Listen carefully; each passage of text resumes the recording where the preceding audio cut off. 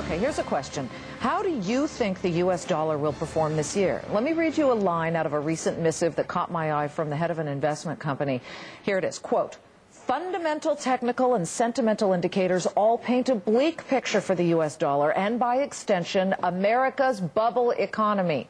Ironically, the dollar's bear market rally of '05 only worsened its long-term outlook. Those who helped sow the winds of that rally had better brace themselves for what could well be the mother of all whirlwinds."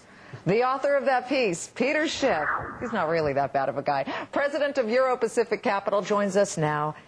And, you know, you say America's bubble economy. This sounds pretty doom and gloom. What is it that you see that has you so disconcerted? Well, the problem with America's economy, and I've talked about this many times, is that Americans are not producing and Americans are not saving. Americans are consuming and borrowing. And what makes this possible is the inflated value, the artificially high value of our currency.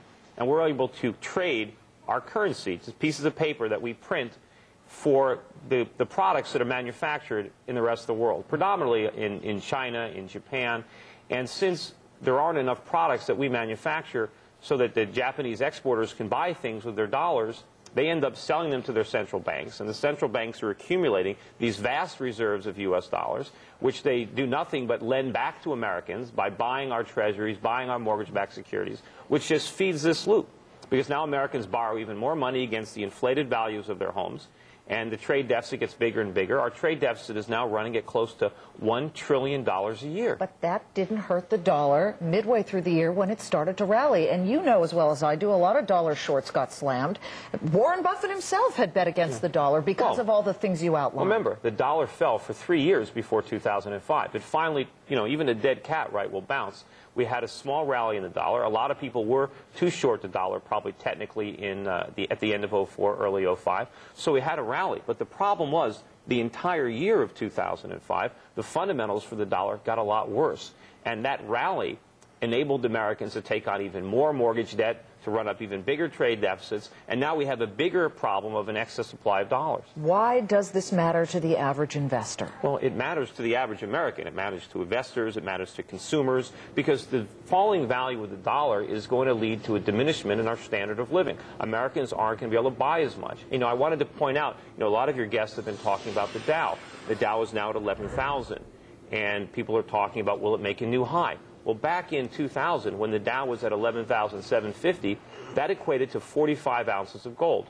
Today, the Dow is only worth 20 ounces of gold. So it's lost 55% of its value. The Dow would have to go to 25,000 to be where it was in terms of gold 6 years ago. And gold is roaring ahead, 25-year highs recently. Gold isn't going anywhere. It's the dollar that's losing value. I mean, that's why politicians love inflation so much, because the voters think they're getting wealthier while they're actually getting poorer. If you really want to know what's happening to your wealth, measure it in terms of gold. If I am a company CEO and I have a global footprint, I'm publicly traded, I'm thrilled the dollar's getting weaker because my goods are then cheaper to foreigners. But it doesn't matter if you're earning more dollars that have less value.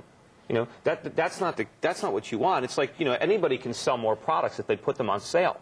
But that's not the idea. You want to get full price. And the world is not benefiting by exchanging their goods for our pieces of paper. You're dollar short, and you're recommending to your clients what?